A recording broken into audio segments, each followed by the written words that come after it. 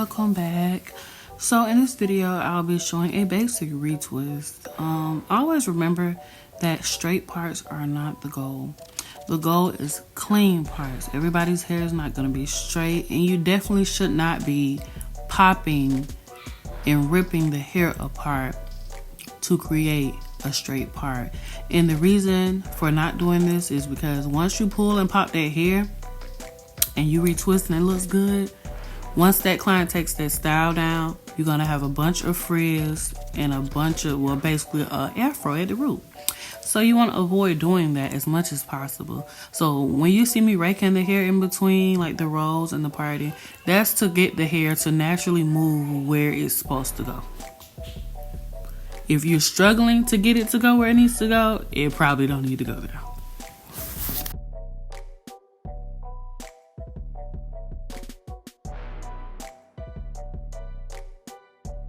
In a lot of my videos, people make comments about, oh, those parts are not straight.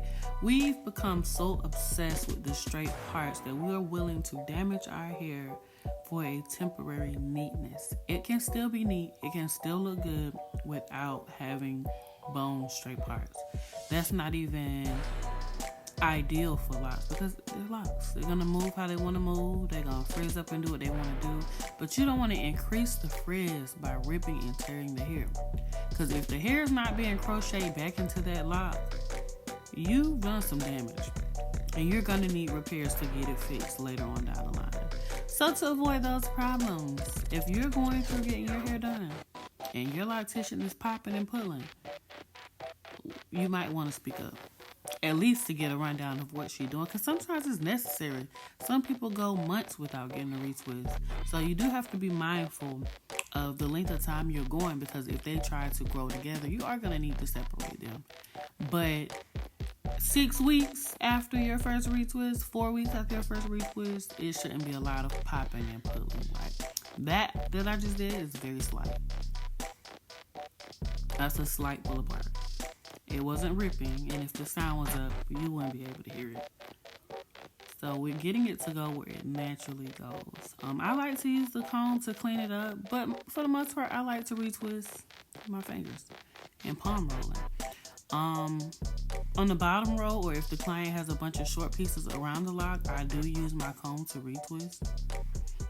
It's conducive at times, but learn multiple methods of retwisting, and if you subscribe to this channel, you will definitely be educated on the different types of retwists.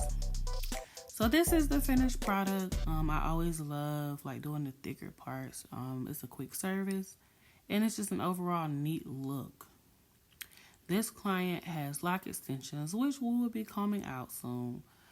So she can wear her natural hair, but they look good. They're sturdy. They've lasted for 2 years. This is my brand, my Golden Elixir Growth Oil. It's a moisturizing oil, and it's really good for the scalp and the locks in general.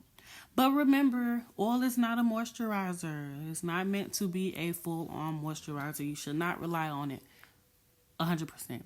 You need to spray your hair with water first. Use a good spray leave-in conditioner, and make sure your hair is moisturized thoroughly prior to even adding the oil. The oil is to seal the moisture in.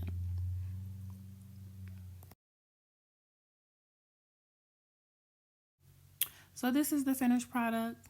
Very neat, very clean. Thanks for watching.